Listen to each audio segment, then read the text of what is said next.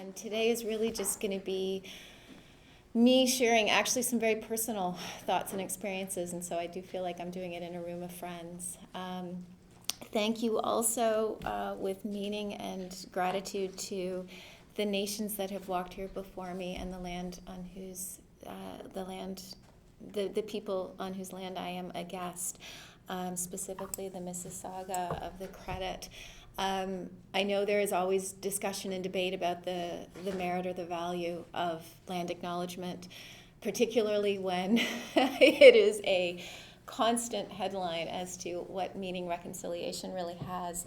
But I can say personally, in a very, very, very small way, having to research the history of where I am going or where I am helps me as a settler. And when I moved to Pennsylvania, this is not a practice I see very often in the United States, incidentally, the idea of land acknowledgement. And when I moved to the States and I tried to do an acknowledgement for central Pennsylvania, and the shocking thing was there are no federally recognized tribes or lands in the Commonwealth of Pennsylvania. And that opens up an enormous conversation about the violences and displacements of the 18th century and what has happened to the indigenous peoples there. So in some ways, and that has then informed my teaching and helped my students ask these sorts of questions as well. So the gratitude is both personal as a settler, but also as a teacher. I am conscious in this kind of talk that I'm inheriting a tradition as well as a place. I hope I'm pressing the right button. This is a tradition of writing about Canada to generally fictional others, and a tradition of a national guilty pleasure of talking about Americans and then reveling in their baffling facepalm reactions. This is what I'm going to talk about today is coming from an essay that I was asked to write along with about a dozen other expats who teach and research about Canada in the decade after the closure of the Understanding Canada program. This was a federal fund that encouraged the study and teaching of Canadian studies outside of the country and was closed in 2012. And so a group of Canadian studies scholars have organized, again, about a dozen of us to reflect on the experience of teaching and researching about Canada from away. So on the one hand, there's a tradition of talking about Canada to other people, and Rick Mercer's face here is all of us. There's also an epistolary tradition of letters from America. Non-Americans who go into the United States write about their experiences, generally, again, also making fun of the colonists, but in a slightly more erudite form. Rupert Brooke, before he set out in the second decade of the 20th century, this is what he was encountering, and it's hell, but it's fine, really sums up what I want to talk about today. But I'm also outside of these traditions. For one, I'm a woman. I don't wear a tie or a tweed jacket. Leacock and Burton were writing from their comfortable libraries while in Canada about why they would stay. Rick Mercer, for all his humor, randomly blindsided Americans and then flew home again. All of the 19th century letter writers returned to London or Paris, quite openly relieved to be doing so. None of them considered Americans their primary audience. Now, after many years living in Nova Scotia, I am conscious that being from away isn't always a compliment, but it has been partly redeemed by the musical. This talk was inspired by two other things in the other. One is around the end of last year, sort of December 2019, a lot of people were doing the 10-year challenge. What would your 10-year-ago self in 2010 not know, not anticipate was going to be different about your life? And how would I prepare the 2010 version of myself, then newly tenured, single, and living in Halifax, for the 2020 version of myself, married with a 6-year-old living in central Pennsylvania? So what does that decadal reflection offer?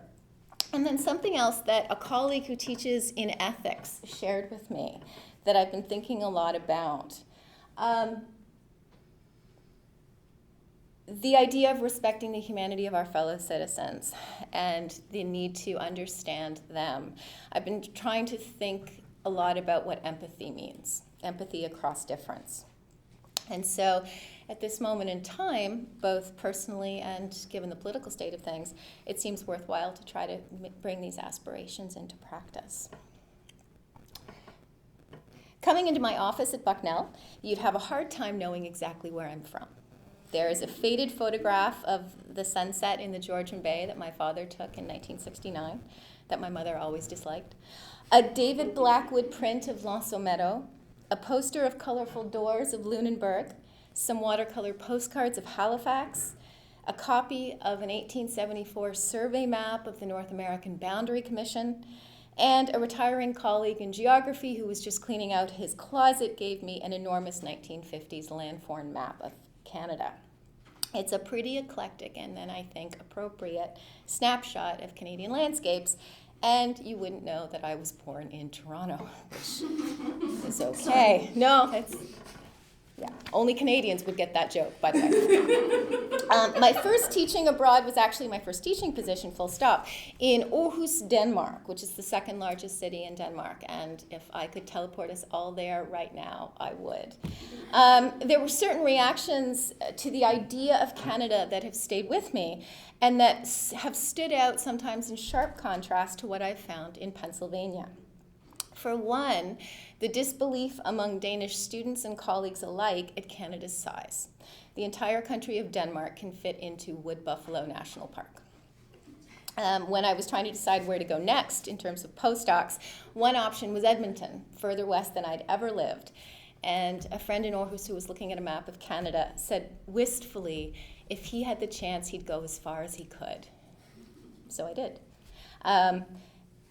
I also returned kind of impatient with this one-dimensional image of Canada as a generic wilderness, imagined by my Danish students mostly as boreal forest and Banff National Park. As it turns out, American students think much the same thing.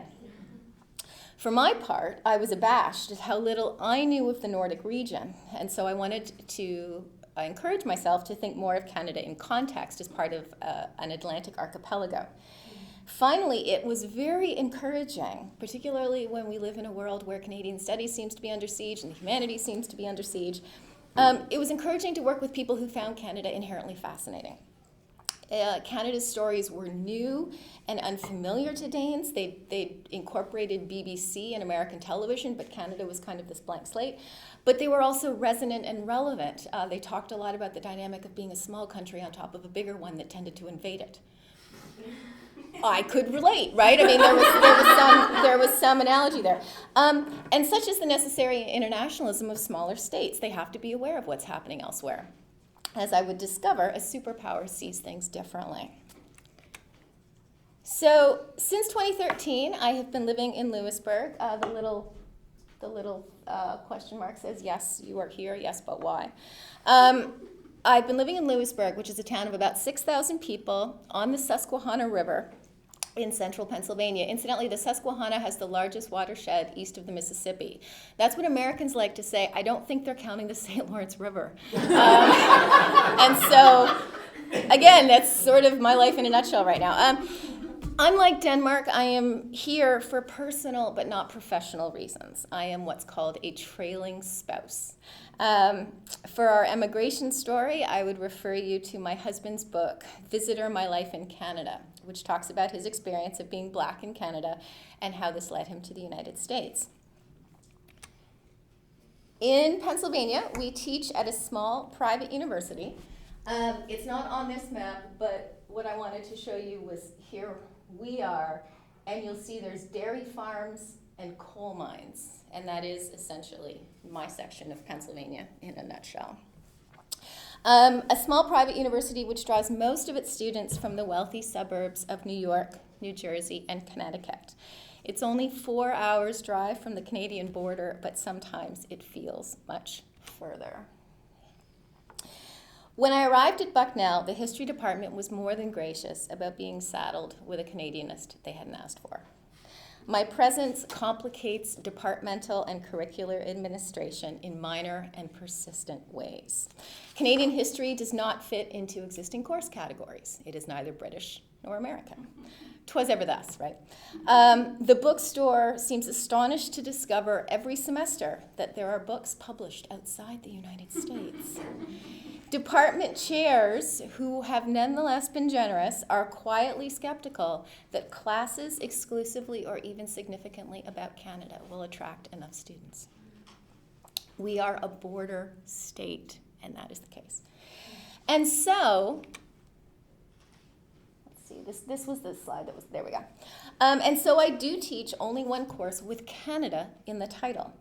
The courses that I've created and taught in the US, unlike any courses I had taught to that point, have been continental and comparative, defined not by national narratives, but by environmental features. So I teach courses on rivers, islands and shorelines or cities, by period, the 18th century, or by sources. I teach a class on cartography.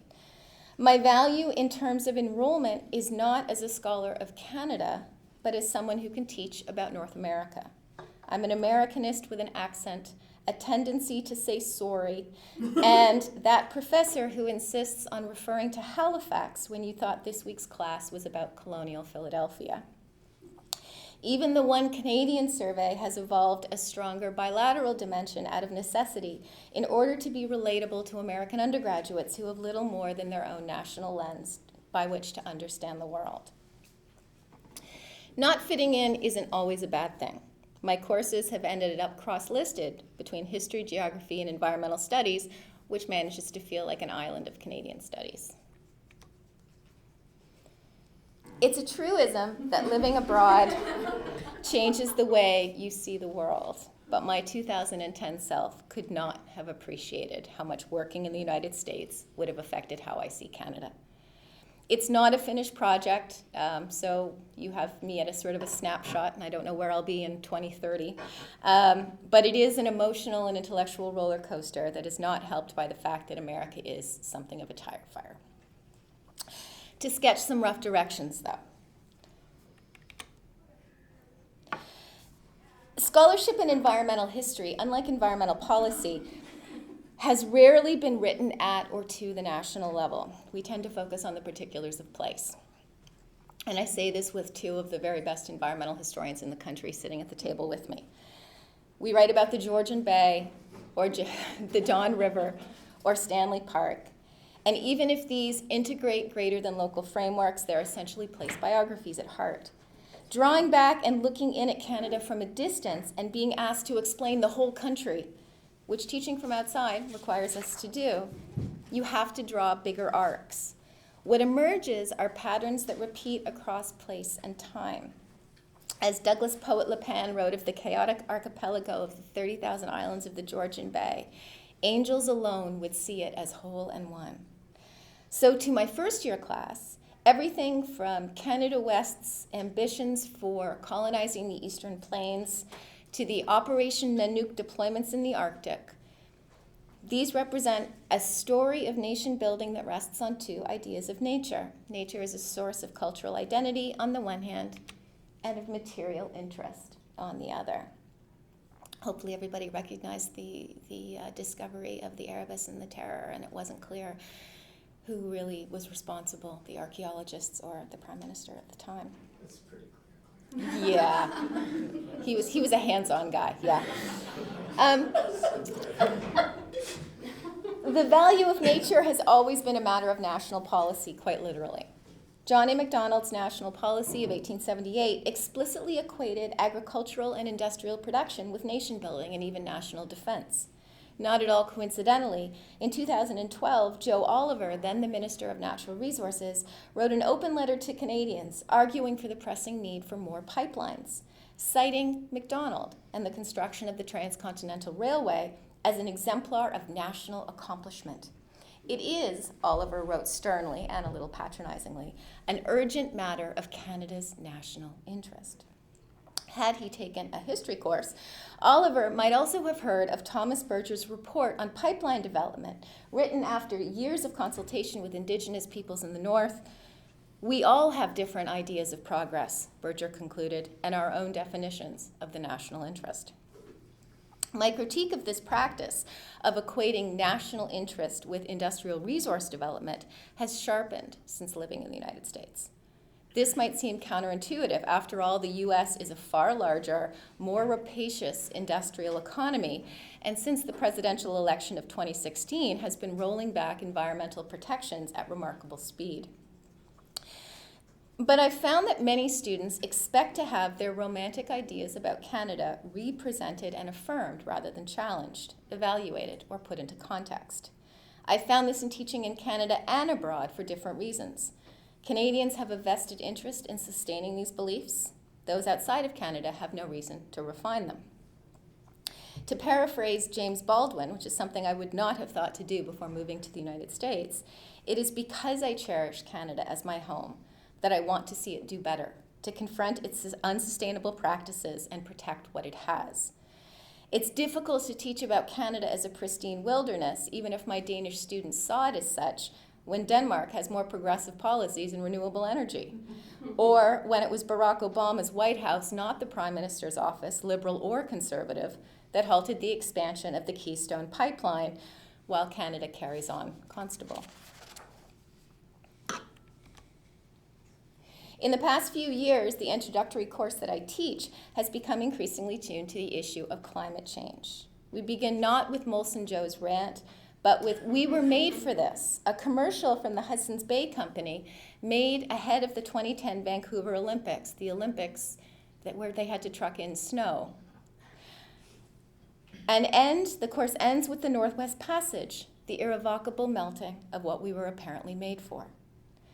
Set against the more aggressive climate change platforms of, say, the Nordic countries, the development ethos as national creed seems equally foundational and indefensible. The other effect of living abroad, and I'm hardly the first to discover this, is that it erodes a sense of national exceptionalism.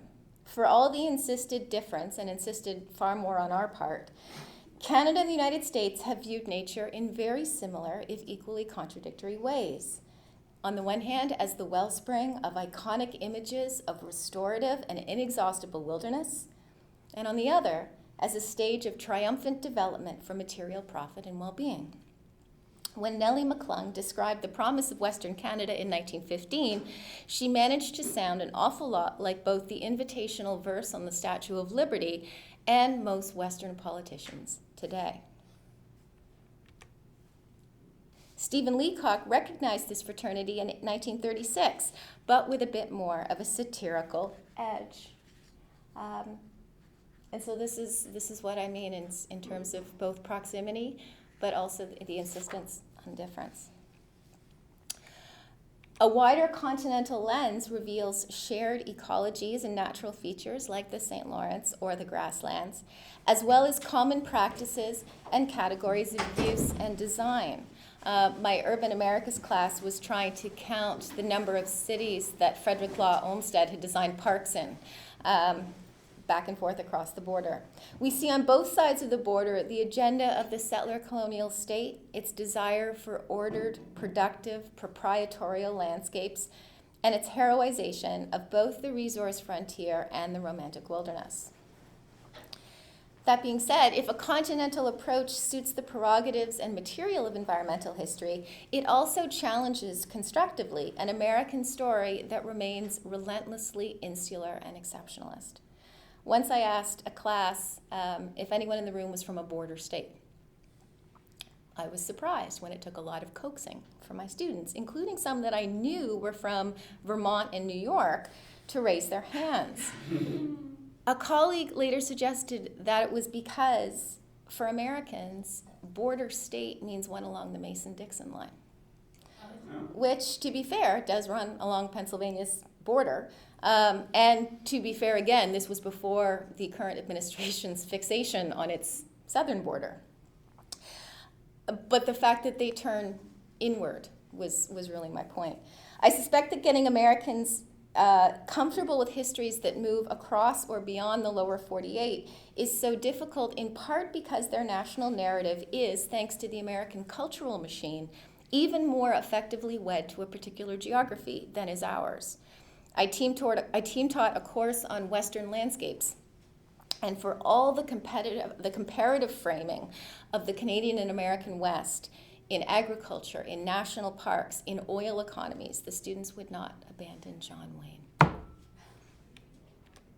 But ironically, their understanding of the United States itself suffers by stopping at the border. And again, a room full of Canadians, this is going to be pretty self-congratulatory, but I think we've earned it. It seems both counterintuitive and irresponsible for a self-proclaimed superpower to have such a limited spatial imagination, to not study its history of territorial incursions. As I keep saying to my students, you keep invading us. Why did the planters fare so well on Acadian lands? Why were the Northwest Mounted Police deployed to the Cypress Hills? What is Sam McGee from Tennessee doing in the Klondike? What is the SS Manhattan doing in the Northwest Passage? The Manhattan also reminds us that America runs on Canadian oil more than it runs on Dunkin's. And in fact, the Manhattan, which was the first commercial ship to transit the Northwest Passage in 1969, was leaving from the refineries at Chester, Pennsylvania, about 3 hours' drive from me. Indeed, the fiction of an America detached from continental geography obscures why things happen in the U.S. the way they do.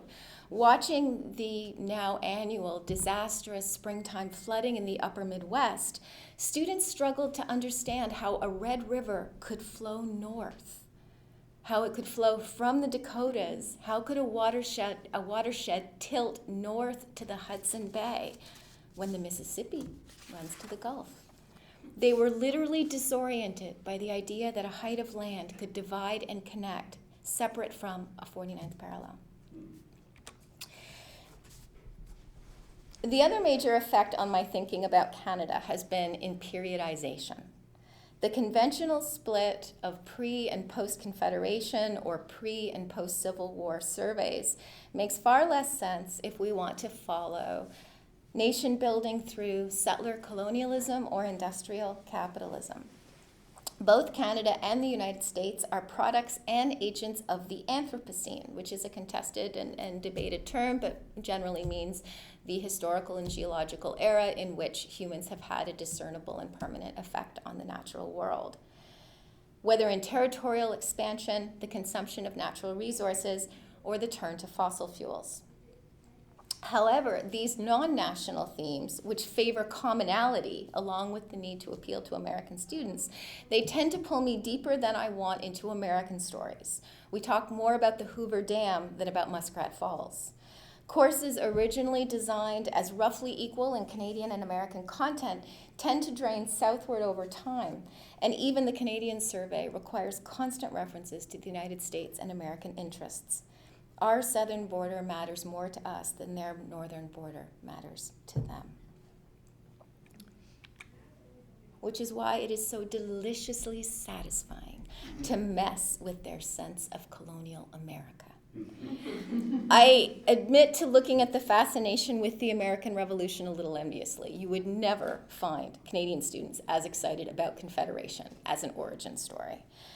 But coming from outside the 13 colonies, I also find that prevailing narrative, which is really a mythology, of early America frustrating and not a little insulting in its relentless drive to cross the Delaware. It says a lot about the power of national myth-making, early education, and the tenor of American public culture that early America has been reduced to Valley Forge. One of the reasons I'm glad February is over is A, it's February, but also in the United States, while it is African American History Month, it's also the month of President's Day. And my 6-year-old has come home day after day with drawings of Abraham Lincoln and George Washington and has hung them up on what he now calls the President's Wall. And my husband and I have talked about what do we do with this, right? He's an American citizen, our son. He should know this history. But what kind of history is he getting, and what kinds of history is he not getting? And how do we how do we encourage but also contextualize? And anyway, George Washington all the time. He knows about George Washington's teeth, right? I mean, it's ridiculous. And I find that fixation both frustrating and a little unsettling as a mother. Arriving at Bucknell, I had no claim to teach the 18th century, except there was, in a what do we do with her moment, a retiring colleague suggested, well, she can teach the French and Indian War. And as I explained to the department chair, we don't call it that. This is the American theater preceding the 7 Years' War from about 1754 to 1756, which will lead into the fall of New France, the consolidation of a British America in the 20 years before the American Revolution. And from their perspective, this represents the French and Indian War. It represents not only the professional but disastrous debut of George Washington as a military commander, but it also lines right through this region of Pennsylvania where we are. Some of the earliest battles / attacks that take place happen 10 miles from my house.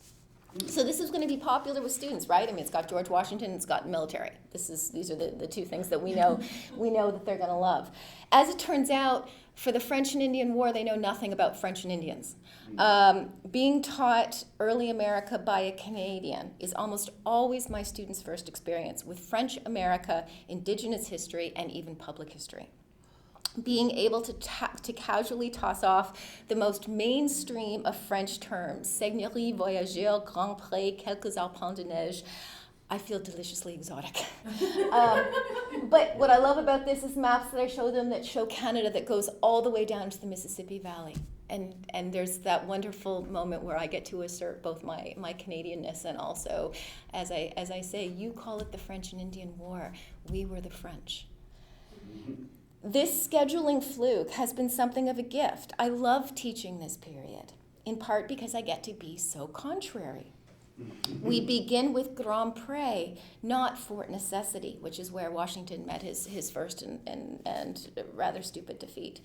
They have to listen to Rule Britannia to understand contemporary and pre-Jeffersonian ideas of liberty. I asked them to argue for all the ways that the presence of Quebec provoked the American Revolution. It is in the Declaration of Independence. And we read about the Loyalist evacuation to Shelburne and not one single battle of the American Revolution. The best part is that it's entirely legitimate. Colonial Americans, far more than current ones, were conscious of places and peoples to the north of them, both as an opportunity and a threat. The borders were in making, not in place. Migration, invasion, maritime traffic, and indigenous territory all argue for understanding colonial America differently. So I've learned more about pre-1867 Canada, really pre-1812 North America, since moving to Pennsylvania, more than I think than my entire teaching career up until that point. And has also pulled me in my own research consistently into the earlier period. It's easy to be cornered and intimidated by others' expertise and professional identities, and so to hesitate to pursue new areas of work. So maybe you have to leave the country, but it's exciting when you do. It's also given me a new sense of purpose as an environmental historian, even if it's drawn me a little away from Canadian history. Reading colonial history as environmental history highlights the origins of so many pressing environmental issues. When we talk, for example, about the seasonality of the fur trade, the relatively short, ice-free window whereby voyageurs had to paddle thousands of kilometers for a couple of weeks in the summer, we veer into questions of energy. What propels an industry? Is it fueled by caloric energy through human labor or through fossil fuels? Questions of climate change. What happens when the north begins to melt? I found myself last semester going down quite a rabbit hole of visual evidence of ice and iced in harbors. The consequences of settlement and dispersal, the making of property holdings, ordering nature through maps and treaties, new categories and languages of science, all of these thread from the colonial period directly to places and projects of environmental degradation and restoration today. By virtue of its size and geography, but also its history, Canada is absolutely central to understanding the issues of environmental change. But at the same time, none of these issues are exclusively about Canada. So analysis of their origins and their implications must extend beyond the country's borders. Environmental history tends to favor familiarity with the local, with the details of particular places, often driven by our love and affection and concern for those particular places. And national interest has certainly driven our actions and our environmental transformation. But we can also consider how place looks from away. Those places, for settler Canadians at least, and that interest have generally been understood in an international context, relative to other places as models, markets, competitors, or allies. These environmental issues require the wider view to situate local experience in transnational change. So while it's hell, it's been fine. He's doing something he calls kid writing, which is learning to write by sounding out words. So it's, Mom and Dad, I love when we are a family. Even if that's not what it says. You're supposed to support it. So while it's been hell, it's been fine. In the grand scheme of things, mine is hardly the epic tale. People have been moving back and forth across the Canadian American border since long before there was a border. My grandmother was born in Brooklyn, and I think there is a great somewhere up the line who was ransomed to loyalists in Niagara. Blessed with professional credentials, a job offer, institutional support, a stable family unit, and it has to be said, fluency in English and white skin, I had a far easier time emigrating to the United States than most people do.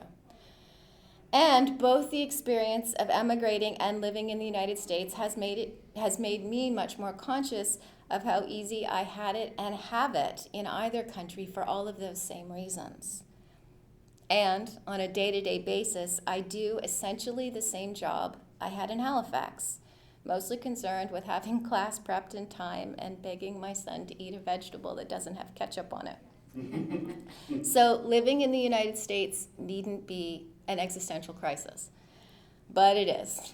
And I've decided to remain legally alien for now because that is how I feel. Because my green card, the first round of which it's valid for 5 years, it expires in about 18 months.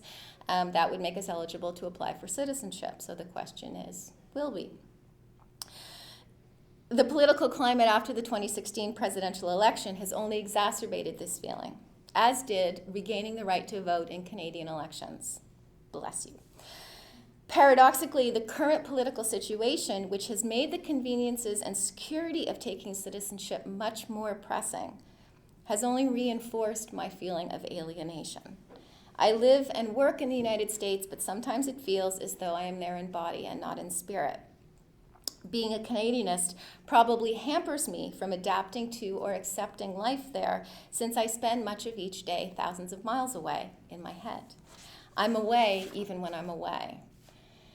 And even if I'm fairly confident I could pass the American citizenship test, it does help to be a history teacher, I'm fundamentally unwilling to recite an oath of citizenship that would require me to, quote, absolutely and entirely renounce and abjure all allegiance and fidelity to any foreign prince, potentate, state, or sovereignty of whom or which I have heretofore been a subject or citizen. That said, I now feel a little confused about that allegiance too. Like many expatriates, I suspect, I've become more ambivalent about public expressions of national identity. Maple leaf face painting on Canada Day and our knee-jerk superiority about Americans seems sometimes as juvenile and sectarian as the ubiquitous bunting on Market Street in Lewisburg. I see moments where Canada could learn from the United States, a biracial president or diverse editorial staffs on major national newspapers, even as I wish for more Canadian influence in health, education, safety, and civility in the United States. The world needs more Canada, to be sure, but Canada also has some work to do. I thought about calling this talk Postcards from the Middle, because people call Lewisburg centrally isolated. We are nearly equidistant from Philadelphia, Pittsburgh, New York, and near nothing at all. But I said that 4 hours away can feel much further. The old chestnut that travel gives you new perspective is even true here. The vocabulary and dynamics of the Canadian Academy, I see now, can be quite closed and conventional. Even in a small university in rural America near nothing in particular, I am surrounded by intense and enriching arguments that emerge from being in a more diverse body of faculty and students, with wider reading about and more diverse experiences with questions of nationhood, citizenship, and governance. Confronting the values and concerns and questions of other people will broaden and complicate the questions you ask in ways that I simply never experienced in Halifax. One metaphor that I have found very useful in thinking about this, and this comes from Anthony, because he was trying to speak to me in a language I understand, which is environmental. And he said, doesn't biodiversity make for a healthier ecosystem? A stronger, more resilient, more adaptive, more outward looking, more expansive, able to grow ecosystem? Why isn't that true for our intellectual communities? Outside of Canada, I need to work harder to make myself and my subjects understood, and that has probably made me a better teacher. They ask different and difficult questions. It does raise two much bigger questions confronting us as scholars and as Canadianists. For one, I'm away, but I'm not alone. We don't think of Canada as an emigrant country, but there is an academic diaspora, and the remnant infrastructure that for decades was supported by the federal government, God bless the post-war era of federal spending, the remnant infrastructure of international Canadian studies associations, like the humanities generally, is aging with the baby boomers. How do we support and renew that? How do we reinvigorate those of us who are a network outside of the country? How do we do this in a society that undermines the value and influence of the humanities in university and public life? And second, how do we remain connected in real ways? In an era of catastrophic climate change, we have begun to confront the carbon costs of academic travel. So it's not as simple or ethical to travel as frequently to archives, to conferences, to sites in Canada. Blessedly, you guys are within driving distance, so this doesn't, dissuade my ethical compass. To me, the singular value of the digital turn, and I appreciate I'm at odds with some of my colleagues here, has been in making source material available to me and my students, regardless of time or distance or money. But this is a relationship with Canada and colleagues increasingly channeled through my laptop, which only exacerbates the feeling of being centrally isolated. The virtual infrastructure is only partial compensation for that classic Canadian dilemma of too much geography. So, thank you for listening, and thank you for being here. I've learned more than I could have anticipated 10 years ago from talking to Americans, but I do miss talking to Canadians. So, thank you.